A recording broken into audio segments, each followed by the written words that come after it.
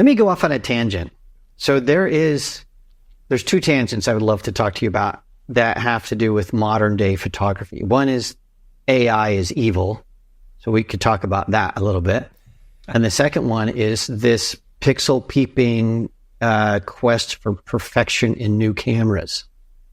So a lot of the software that you have, it doesn't matter if it's DxO or if it's Lightroom or if it's Photoshop, you've got all these chromatic aberration corrections, lens corrections, all that kind of stuff. One of the things that makes a camera distinctive is the problems that camera has. How the lens is distorting things. If you look at what's the film? Simple Things. I can't remember the name of it. Just won an Academy Award with not Emma Thompson. She was like naked in the whole thing, and everybody was very up in arms about it. Yes, I think I know exactly what you talking.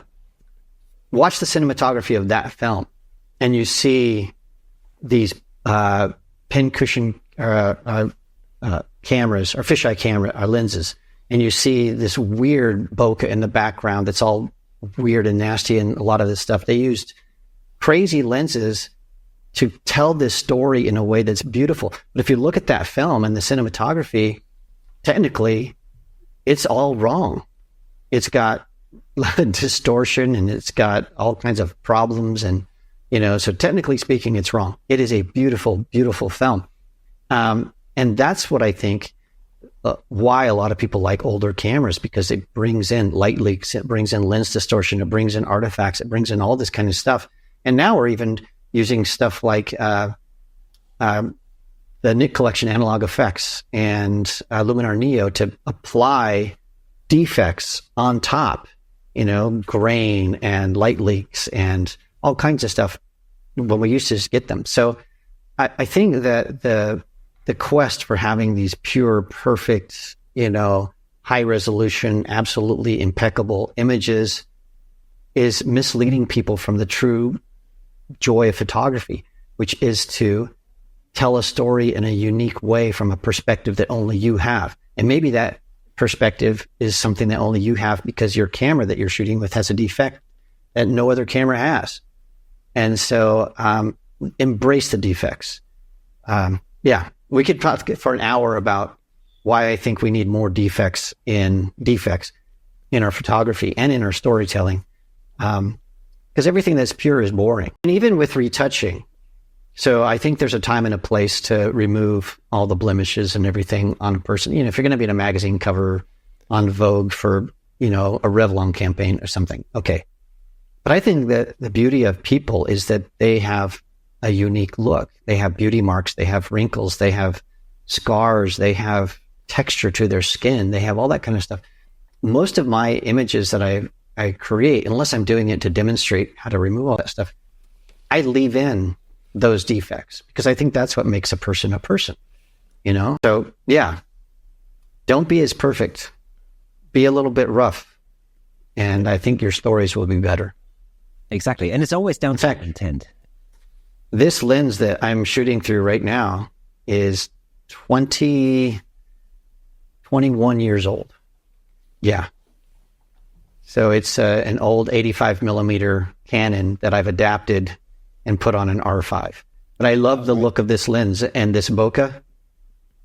Yeah. So I'm sure I could get a very similar look, probably a better look with a new 85, 1.2 that's going to cost $3,000.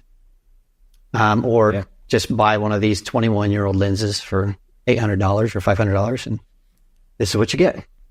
Yeah, exactly. Works just fine. Always, and the thing to remember is always that there's sort of I can't remember what it's called, but it's basically you sort of plot there's sort of a curve. You for the amount of money that you would spend additionally on a lens, on a current lens. Take a 24-70, for example, an 85 millimeter or something. The amount of real benefit that you get from that does in no way reflect the extra money you pay for that, if that makes sense. I shoot everything on a 24-70, a lot of things on a 24-70. That's the lens that's filming me right now. I use it for a lot of commercial work. And it's the bread and butter, the money maker lens. Basically, it's on my camera virtually almost all the time, except for when I'm doing headshots. But everything else is pretty much shot on that lens. 24 to 70. I have one in my camera bag, and I just broke it in half. So the old one has a plat. I've repaired it about 5 times, and I think now it's finally done. Yeah, I mean, the lens I'm using is old. It's 3 generations old, I think, in terms of 3 generations old in terms of generations of lenses where Nikon is now. It still works perfectly fine. If I shot a lot more video with it, would a modern lens be faster in terms of autofocus? Yes, it would be, blah, blah, blah, all the rest of that. For sure. At the moment, none of that matters to me. So therefore, there's no point in me investing that amount of money.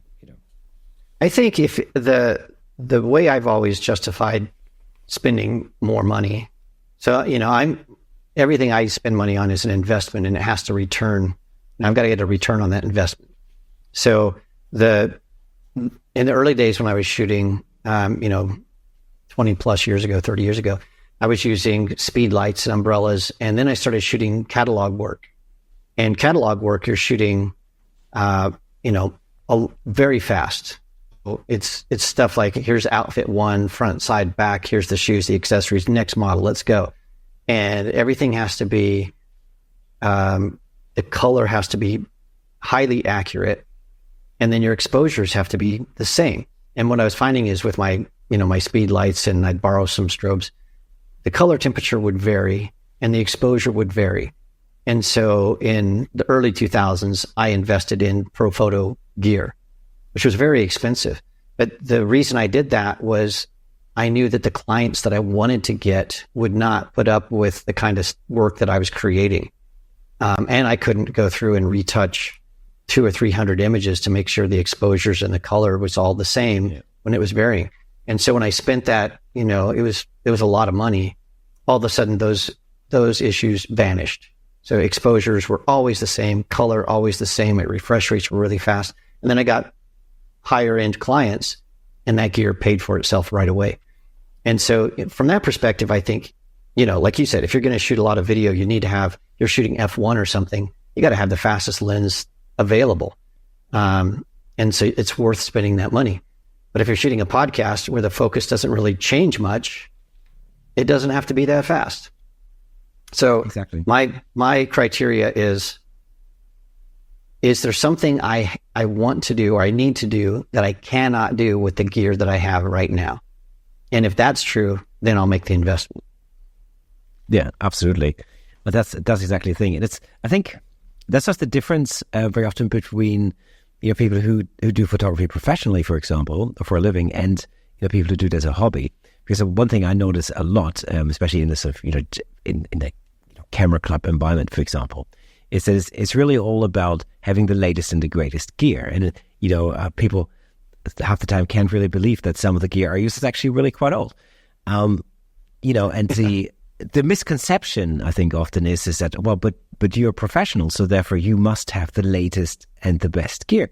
And the answer is no, I'm a professional, therefore I have to justify every penny I spend on gear. Because the reality is, let's say when I shoot a headshot client, whether I do that on an 85 1.8, that doesn't cost an arm and a leg, but I create imagery that absolutely serves the purpose, and the images that look great, and the client is really happy with that, and all the rest of it. That client is not going to pay me more money just so I shoot it on an 85 1.4 1.2 that costs several times that. There's no justification for me to make that extra investment. Likewise, camera bodies is a good example. Like, why should I dump the body that I'm using right now just because Nikon or Canon have just brought out the next iteration of that? Yeah.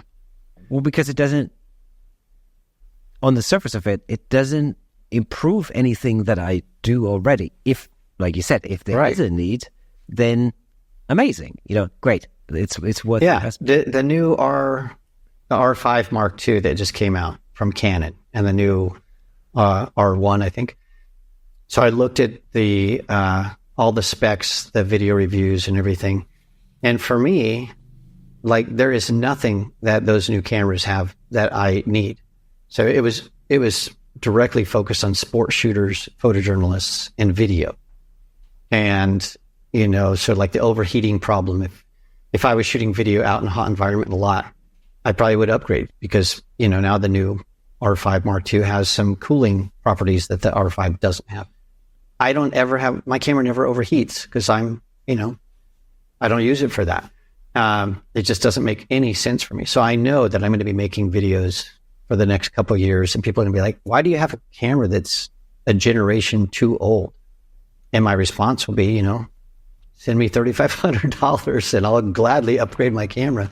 But there's no reason for that to happen. Thank you so much for tuning in.